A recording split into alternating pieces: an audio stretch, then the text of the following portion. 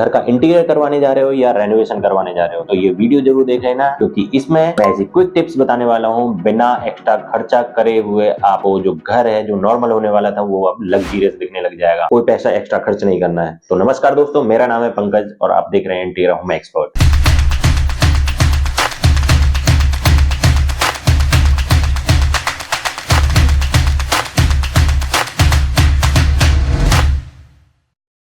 तो बात करते हैं पहले कि हम सबसे ज्यादा यूज क्या होता है घर के अंदर, फ्लोरिंग के ऊपर कौन सी टाइल लगानी चाहिए। टाइल लगानी चाहिए, वैसे तो आपको सब पता है कि विट्रिफाइड टाइल लगानी चाहिए, ये ब्ला ब्ला ब्ला। तो आपको करना क्या है, उसके अंदर जो टाइल का कलर है वो मैं आपको बताऊंगा कि वो कलर कौन सा लगवाना चाहिए। ब्लैक तो कभी नहीं लगवाना चाहिए, डार्क शेड के जितने भी होते हैं उनको नहीं लगवाना चाहिए। उनसे कमी ये आती है कि आपके जो डार्कर शेड की है उसके ऊपर ना धूल मिट्टी ये बहुत जल्दी दिखाई देता है, हरदम मटमैला सा दिखाता रहेगा, तो वो मेंटेनेंस फ्री नहीं है। दूसरा, कोई भी दाग रह जाएगा तो बहुत जल्दी दिख जाएगा उस पे। इसके एवज में आपको लेनी है व्हाइट टाइल लेनी है, या व्हाइट ग्रे का कॉम्बिनेशन लेना है, या बेज में ले लेनी है। इस तरीके की बहुत सारी टाइल्स आ रही हैं जो उसमें ले सकते हो आप, लेकिन शेड उसके अंदर कहीं ना कहीं व्हाइट का कॉम्बिनेशन होना चाहिए। अगर व्हाइट का नहीं कॉम्बिनेशन लोगे तो आपका जो नीचे से फ्लोरिंग है, क्योंकि हरदम किसी भी इंसान की जो नजर जाती है या तो सामने जाती है या फ्लोर पे जाती है। पहले जब फ्लोर आपका हैवी दिखेगा उसके बाद ही सीलिंग दिखेगा या कुछ और दिखेगा। अब बात करते हैं कि टाइल की जो चाल है, लगाने की जो चाल है, लगनी कैसी चाहिए। लगनी उस तरीके से चाहिए, फॉर एग्जांपल के लिए मैंने अगर 2x4 की टाइल ली है तो मेरे को विड्थ वाइज वो 2 फीट दिखना चाहिए और लंबाई में मेरे को 4 फीट दिखना चाहिए। मतलब जो दूरी है, दूरी 4 फीट वाली होनी चाहिए। इससे फायदा ये होगा जब मेरा विजन बनेगा तो देखने का, तो वो लंबाई की तरफ विजन बनेगा। तो इससे क्या है, मेरा जो कमरा है या फिर पर्टिकुलर एरिया है वो बड़ा दिखना स्टार्ट हो जाएगा, ऑटोमेटिकली इल्यूजन क्रिएट करेगा। अब बात करते हैं कि टाइल्स को लगाना कैसे। लगाना है जॉइंट लेस लगाना है, जॉइंट नहीं देने हैं, बिल्कुल नहीं। आप मार्केट में जॉइंट लेस टाइल्स भी आ रही हैं। जॉइंट लेस टाइल का मतलब जो उसके पैटर्न्स हैं वो एक दूसरे से मैच कर जाते हैं, उस तरीके की टाइल्स ले सकते हो। उससे फायदा ये है कि आपका जो घर है वो जॉइंट लेस टाइल्स के उससे बड़ा दिखाई देगा और लग्जरियस दिखाई देगा। टाइल्स आपको हरदम बड़े साइज की लेनी है, जितनी मैक्सिमम साइज की बड़ी ले सकते हो, पर लेकिन इतना भी देख लेना कि ज्यादा बड़ी साइज की ले लोगे और छोटे पर्टिकुलर एरिया में तो वेस्टेज भी बहुत ज्यादा होगी।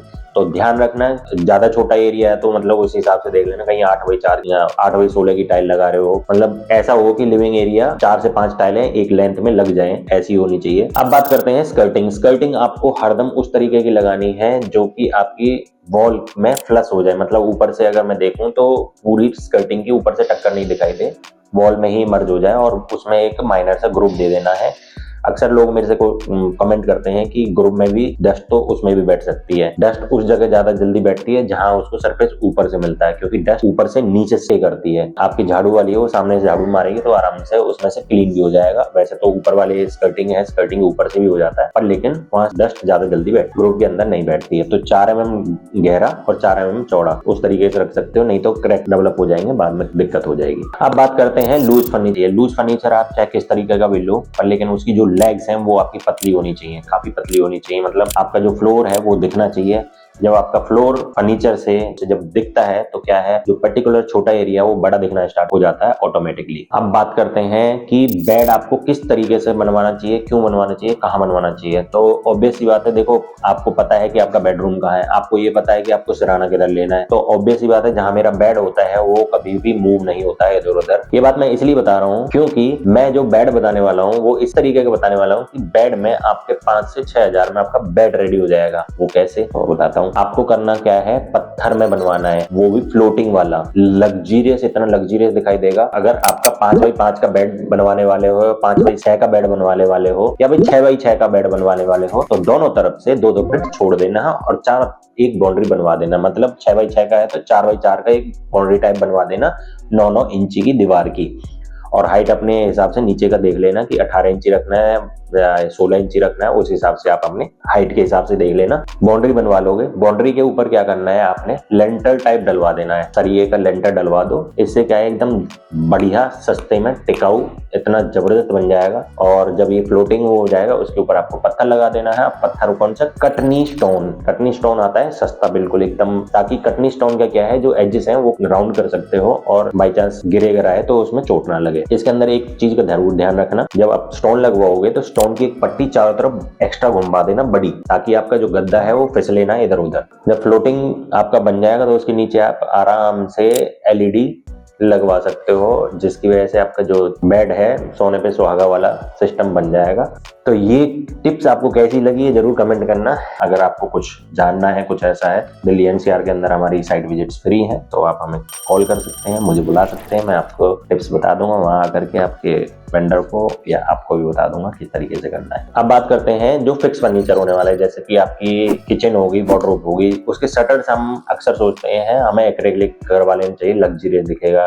देखिए एक्रेलिक दो तरीके से आती है, एक प्रीलैम होकर के आती है, एक हम साइड पे करते हैं। साइड वाली तो बिल्कुल मत करना, मतलब बोर्ड लेके आए दूसरा और एक्रेलिक लेके आए दूसरे और पेस्ट कर दिया, उसमें चांसेस होते हैं कि आपका निकलेगा ही निकलेगा। जो फैक्ट्री पेस्टेड होते हैं उनमें चांसेस नहीं होते हैं, और इसमें बहुत अच्छे अच्छे ब्रांड भी आ रहे हैं। ब्रांड आपको जानने हैं तो कमेंट जरूर कर देना, मैं आपको ब्रांड भी बता दूंगा। तो जो प्रीलैम होकर के आता है वो लगवा सकते हो। अगर आप एक्रेलिक फिनिश में ही चाहते हो तो इसमें एमआर प्लस जो लेमिनेट है, एमआर प्लस आती है, वो लगवा सकते हो। सेम ग्लॉसी फिनिश, सब बढ़िया एकदम चमाचम वैसा ही मिलेगा। अब बात करते हैं किचन के जो काउंटर हाइट, अक्सर इस पे ना डिबेट चला हुआ है, यूट्यूब चैनल पे कहीं पे भी देख लेना आप, कहीं किसी के भी उस पे देख लेना, इसमें आपको बताते रहेंगे कि किचन का जो काउंटर हाइट है वो कितनी रखनी चाहिए। कोई बताया 2 फीट 3 इंच रख लो, 2 फीट 4 इंच रख लो, 30 इंच रख लो, 32 इंच। ये क्या है, आपकी हाइट के हिसाब से होना चाहिए। हाइट के हिसाब से कैसे होना चाहिए, एक्चुअल में क्या होता है कि जो हमारी हाइट है उसका हाफ होना चाहिए। वो मतलब कैसे कि अगर मेरी 6 फीट हाइट है तो मुझे उसको लेना है 3 फीट, ये स्टैंडर्ड है। कहीं पे भी आप देख लेना, कहीं पे भी निकाल लेना, जब आप एक्चुअल में मेजरमेंट करोगे तो आपकी वहीं आएगी सारी बातें। बताते हर कोई है वही है, और लेकिन क्या है घुमा फिरा करके बताते हैं। मैं सीधा बता रहा हूँ, आपकी जो हाइट है उसका हाफ कर देना, वही किचन काउंटर का टॉप रहेगा। अब बात करते हैं किचन की चिमनी। चिमनी क्या कौन सी लगानी चाहिए, मतलब डिजाइन कौन सा लगाना चाहिए, वो तो पिछली वीडियो में मैंने बता ही दिया था क्या क्या हॉर्स पावर की लेनी है, कैसे लेनी है। पहले तो वो बात कर ले साइज। साइज क्या होना चाहिए, आपका जो हॉब है, हॉब के साइज का ही आपको चिमनी लेनी है। जैसे अगर 3 फीट की है तो 3 फीट की ही चिमनी लगेगी। दूसरा, उसमें आपको लगवानी है टेपर्ड वाली। टेपर्ड वाली क्यों बोल रहा हूँ, क्योंकि वो क्या है काफी लग्जरियस दिखती है, काफी डिसेंट लगती है। क्योंकि हॉरिजेंटल वाली क्या है सामने से एकदम से ऐसे दिखती है, और वो क्या है वर्टिकली दिखती है, और वो जब चलती है तो उसके फ्लैप्स खुल जाते हैं, वो पूरा सन कर लेती है और कोई परेशानी और दिक्कत वाली बात ही नहीं होती। और जब बंद हो जाती है तो उसका गिलास एकदम प्रीमियम लुक देता है, वाव फैक्टर डालता है आपकी किचन के अंदर। अब बात करते हैं, मल्टी स्टोरेज बिल्डिंग बनी हुई है और आपके घर में बुजुर्ग हैं, खाना पकाने वाली औरतें होती हैं, वो ऑप्शन ना तो आप सिलेंडर है ऊपर लेके आ सकते हैं,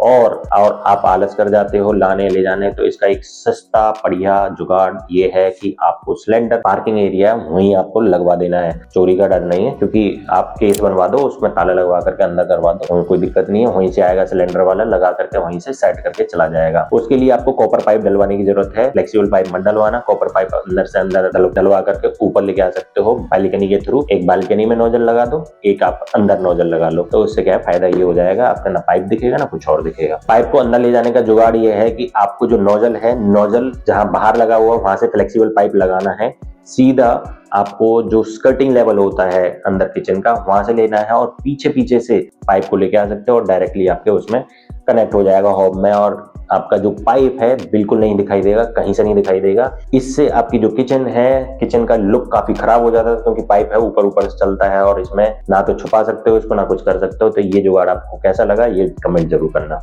अब बात करते हैं बाथरूम। बाथरूम को लग्जरियस कैसे दिखाना है, बाथरूम को लग्जरियस इस तरीके से दिखाना है, WC है हरदम वॉल माउंटेड ही लगानी है। दूसरा, जो आपकी वैनिटी है, वैनिटी आपको लेनी है हरदम वॉल माउंटेड, कभी भी आपको फ्लोर माउंटेड नहीं लगानी है, क्योंकि अगर आपने फ्लोर माउंटेड लगा दी तो वो क्या है एक हेडर की तरह दिखाई देती है फ्लोर के ऊपर। फ्लोर जहां जितना ज्यादा दिखेगा इतनी ही बड़ी ही आपका बाथरूम दिखने वाला है। अब बात करते हैं इसके अंदर शावर। तो शावर आपको कौन सा लेना है, वॉल माउंटेड, सीलिंग। सीलिंग लगवाओ, हरदम लग्जरियस लगेगा, प्रीमियम लगेगा, वॉल खाली हो जाएगी, कोई दिक्कत नहीं होगी। सीलिंग के अंदर इंस्टॉल होगा, रिप्लेसमेंट की कोई होगी तो वहां से रिप्लेस कर सकते हो, कोई दिक्कत वाली परेशानी वाली है ही नहीं बात। और सस्ता सीलिंग लगवानी है तो ग्रिड सीलिंग लगवा सकते हो, अगर थोड़ी सी प्रीमियम वाली चाहिए तो पीओपी करवा सकते हो, वो आपकी कॉल है। जब भी पीओपी करवाओ अपनी, कहीं पे भी मतलब सीलिंग करवाओ पीओपी की, तो उसके जो अंदर वाले एजेस हैं उनको थोड़ा सा राउंड करवा लो, ये काफी ट्रेंडी है, लग्जरियस लगता है। और अगर अंदर वाली टक्कर को थोड़ा सा मेटेलिक कलर में करवा सकते हो तो वो आपका एकदम लग्जरियस, एकदम प्रीमियम बनती है। अब बात करते हैं गीजर की। गीजर की बात करते हैं तो भाई देखो, अक्सर लोग क्या है बाथरूम के अंदर ही अपना गीजर इंस्टॉल करवाते हैं। इससे क्या है, एक तो चलो सीलिंग के अंदर छुप गया तो छुप गया, नहीं तो बाहर दिखता है, दूसरा जगह घेर रहा है, दूसरा जो लुक है उसको खराब कर रहा है। इसको आपको बैल्कनी में कहीं पे ट्रांसफर कर लो, वहां से पाइप दब सकता है, बहुत प्रीमियम लुक आएगा आपका बाथरूम का भी। और बैल्कनी है, बैल्कनी फ्री ऑफ कॉस्ट पड़ी हुई है छत पे, उसमें सीलिंग में हैंग करके टांग दो उसको। दूसरा इसका सबसे बड़ा फायदा ये है आपकी सेफ्टी, क्योंकि बाई चांस आपका गीजर खराब हो जाता है तो इसके अंदर क्या है, इलेक्ट्रिकल सप्लाई ट्रेवल करने चालू हो जाती है। पर लेकिन पानी के अंदर जितनी दूर से इलेक्ट्रिकल सप्लाई आती है इतना ही कम झटका लगता है आपको। लगता तो है पर लेकिन कम झटका लगता है। जितना नजदीक रहेगा इतना ज्यादा लगेगा, चांसेस ज्यादा सेफ्टी को लेकर के हैं। अब अगर सेफ्टी की बात करें, इलेक्ट्रिकल की बात आई गई है तो फिर आपको एमसीबी है जो सी सीरीज की लगवानी है, बी सीरीज की नहीं लगवानी, क्योंकि इनके अंदर सेंसिटिविटी ज्यादा होती है सी सीरीज वाली में। बी सीरीज में उतनी सेंसिटिविटी नहीं होती है, क्योंकि अगर शॉर्ट सर्किट हुआ तो ट्रिप हो जाती है। बी सीरीज वाली ट्रिप नहीं होती है, आग लगती रहती है, भंडार हो जाता है। अगर एमसीबी की बात आई गई है तो फिर अब आपको क्या करना है, इसके अंदर लगवानी है एक एमसीबी बॉक्स में ELCB, अर्थ लीकेज वाली एमसीबी होती है। वो क्या कंट्रोल करती है, कहीं से भी बाई चांस थोड़ा सा भी अर्थ लीक हुआ तो तुरंत के तुरंत ये ट्रिप हो जाती है और आपकी जो सेफ्टी है वो 100% सिक्योर हो जाती है। मतलब आपसे थोड़ा सा भी तार टच हुआ तो वो वहीं ट्रिप हो जाएगी, पूरे घर की लाइट चली जाएगी। तो ये आपको क्विक टिप्स कैसी लगी